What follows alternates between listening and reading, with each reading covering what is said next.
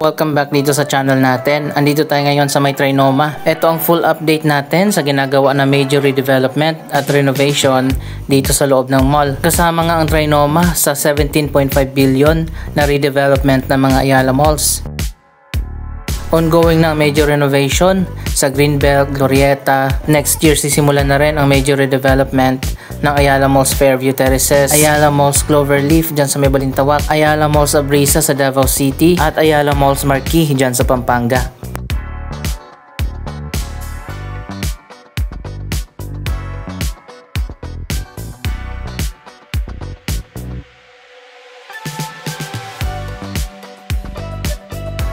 Ongoing na yung ginagawa na bagong extension ng Trinoma na i-connect dyan sa MRT 7 station at sa Common Station.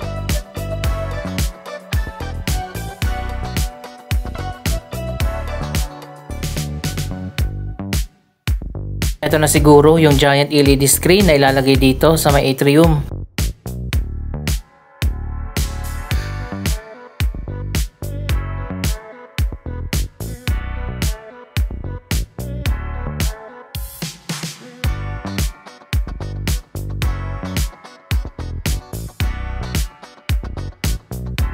Dito muna tayo magsisimula sa taas. Sinarado na nga yung buong Sky Garden. Major redevelopment ang ginawa dito. Magkakaroon ng bagong disenyo ang Trinoma Sky Garden.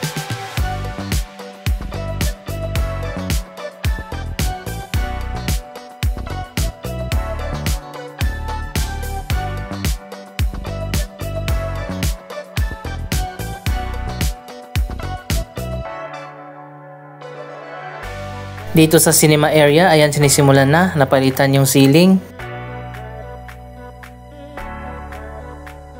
Dahan-dahan yung ginagawa na renovation dito para operational pa rin ang mall habang ginagawa ang renovation.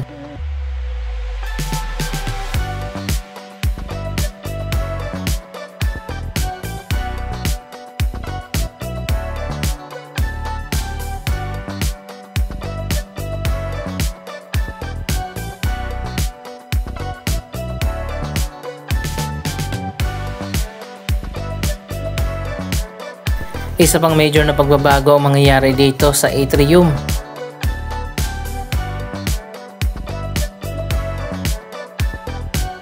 Gaya ng sinabi ko kanina, magkakaroon nga dyan ng giant LED screen.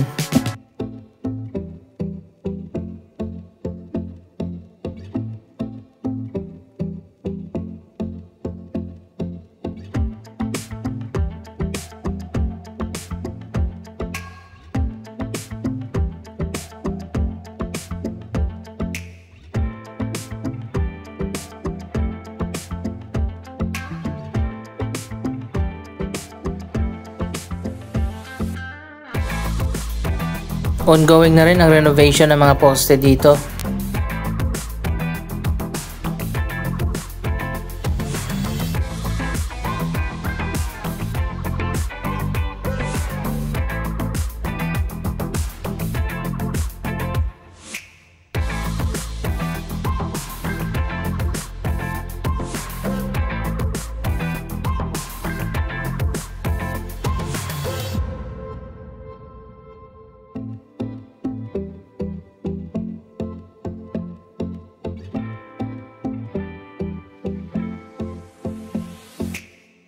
Sa Glorieta, ang dami ng mga bagong LED screen.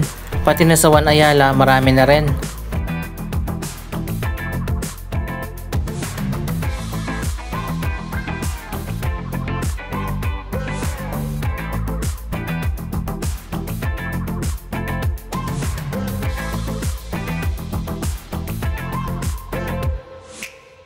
Pininturahan na pala itong ceiling dito sa may atrium.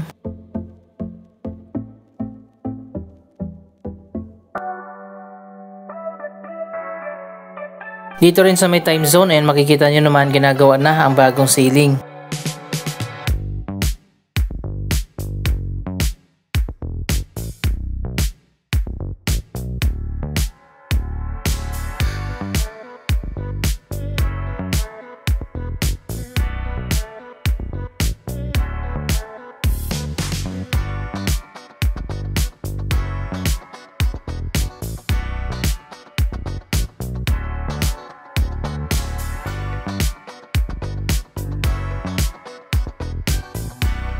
Silipin muna natin yung iba't ibang mga hallways dito.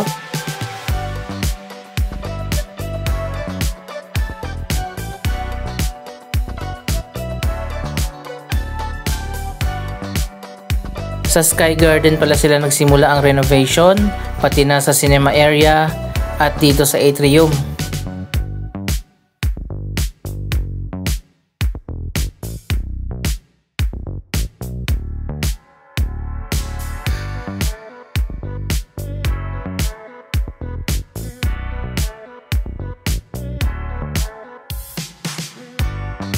Ngayon ko lang na-realize, ang design pala ng Trinoma parang Glorieta din.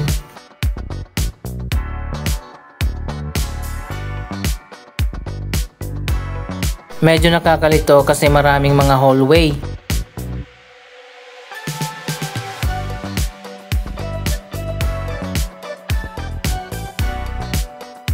Pero connected lahat ito sa atrium.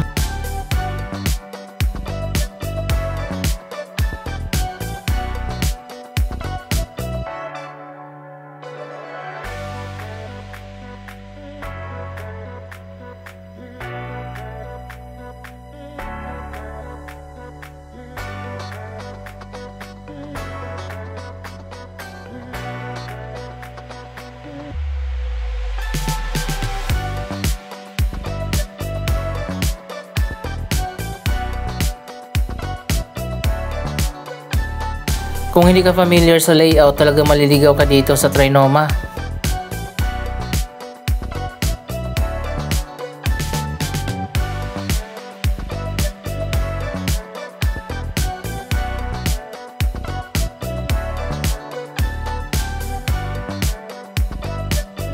Anyway, sinimulan na rin pala ang major renovation sa Mindanao Avenue entrance.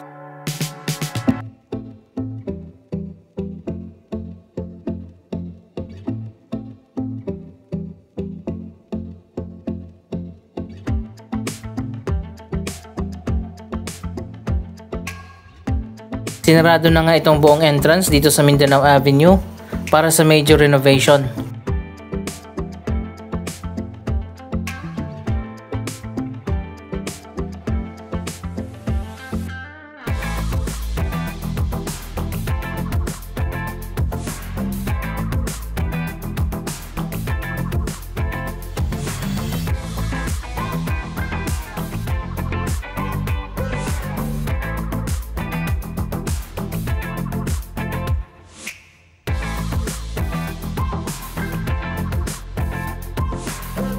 Magkakaroon na rin ng bagong look ang entrance dito kapag natapos na.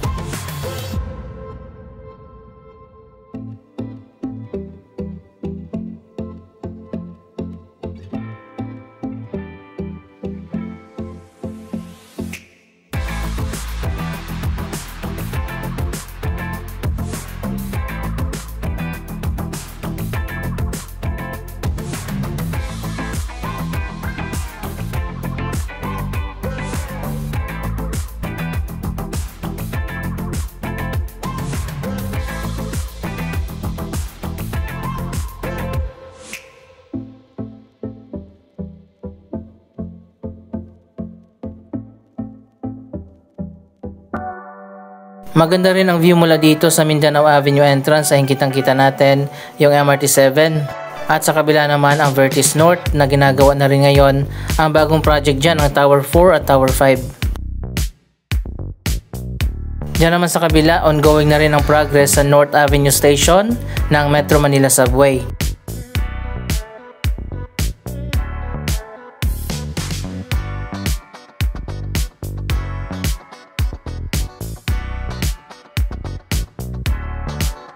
Napakaraming mga project na sabay-sabay na ginagawa ngayon dito sa North EDSA.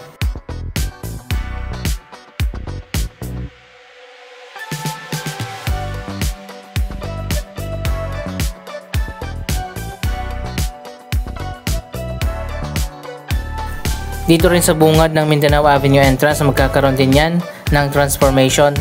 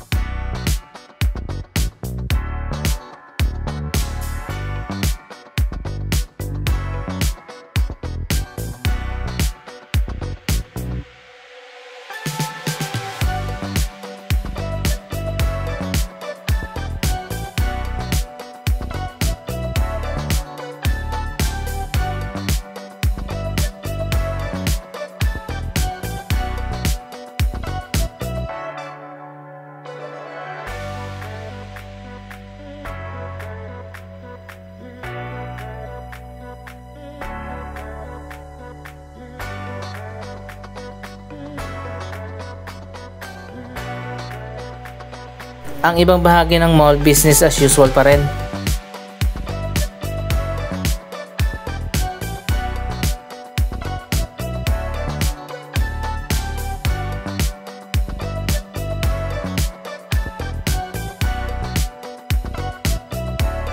Eto na nga muli tayo nagbabalik dito sa may atrium.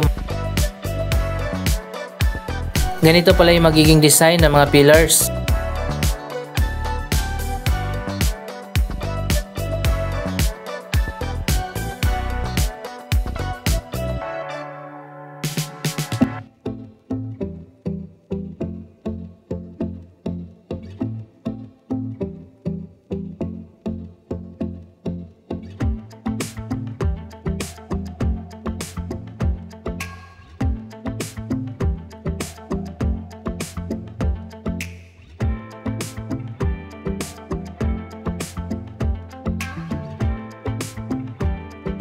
May ibang pose dito na natapos na.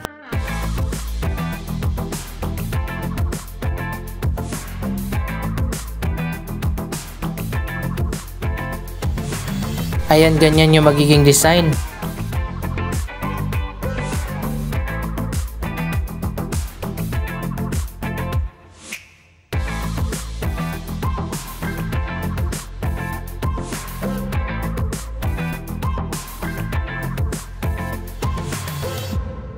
Ang Sky Garden talaga ang magkakaroon ng transformation. Popular na tambayan kasi ang Sky Garden ng Trinoma.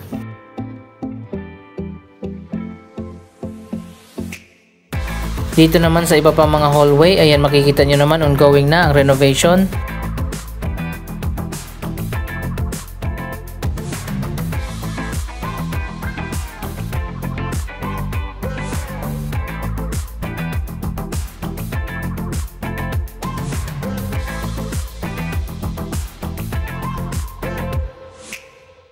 Mapapansin naman natin, konti pa lang yung natatapos, so matagal pa bago matapos ang proyektong ito. Papalitan ng bagong ceiling ang bawat floor.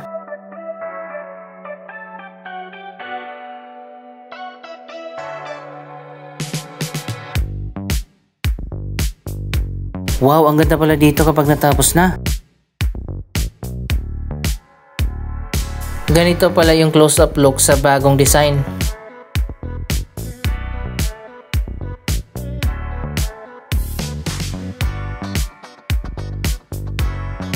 Isa sa magiging attraction dito sa atrium ang giant 3D LED screen.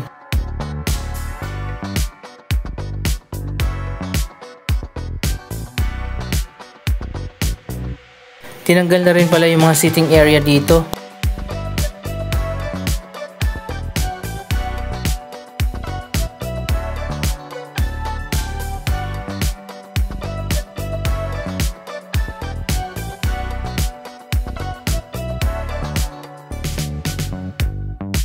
Ang bagong extension pala ng Trinoma na ginagawa doon na i-connect sa MRT7 at Common Station. May terminal sa ilalim at mall sa taas, parang One Ayala.